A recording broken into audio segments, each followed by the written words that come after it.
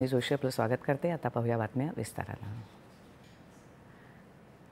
राष्ट्रपती द्रौपदी मुर्मू आज लुआंडा इथल्या अंगोलाच्या राष्ट्रीय सभेत अंगोलाच्या संसद सदस्यांना संबोधित करणार आहेत। याशिवाय राष्ट्रपती अंगोलातील भारतीय समुदायाच्या सदस्यांशीही संवाद साधतील।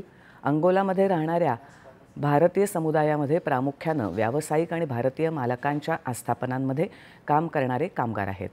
अंगोलामध्ये किरकोळ विक्री, आतिथ्य, शेती, प्लास्टिक, धातू, औषध निर्माण, हिरे आणि ऑटोमोबाईल क्षेत्रात सुमारे 200 भारतीय कंपन्या कार्यरत आहेत। दरम्यान राष्ट्रपतींनी काल आपल्या अंगोला दौऱ्यादरम्यान राष्ट्राध्यक्ष जोआव लोरेन्को यांच्याशी द्विपक्षीय चर्चा केली।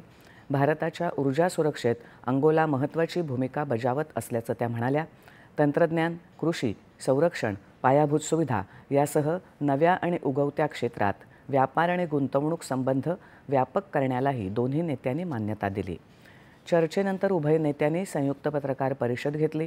भारत आणि अंगोला दरम्यान मत्स्य, ॲक्वाकल्चर, सागरी संसाधन या क्षेत्रातलं सहकार्य तसंच वाणिज्य दूतावासासंदर्भातल्या सहकार्याबाबत सामंजस्य करारही झाले।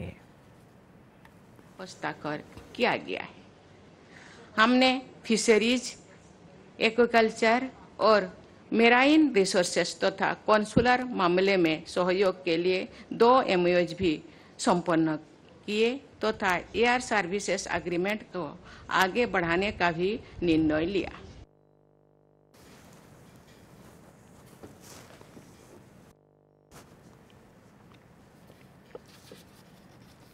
भारत आणि अंगोला यांच्यातली बहुक्षेत्रीय भागीदारी अधिक दृढ करण्यासाठी या चर्चेदरम्यान भर देण्यात आला। दोन्ही देशांदरम्यान विविध क्षेत्रातलं सहकार्य विस्तारण्याच्या महत्त्वावर राष्ट्रपतींनी भर दिला।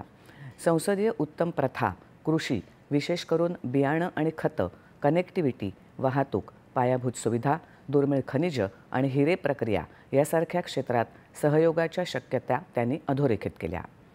राष्ट्रपती उद्या बोट्सवानाला रवाना होऊन तिथे द्विपक्षीय बैठकांबरोबरच स्थानिक संसद आणि भारतीय समुदायाला संबोधित करतील। बिहार विधानसभा निवडणुकीच्या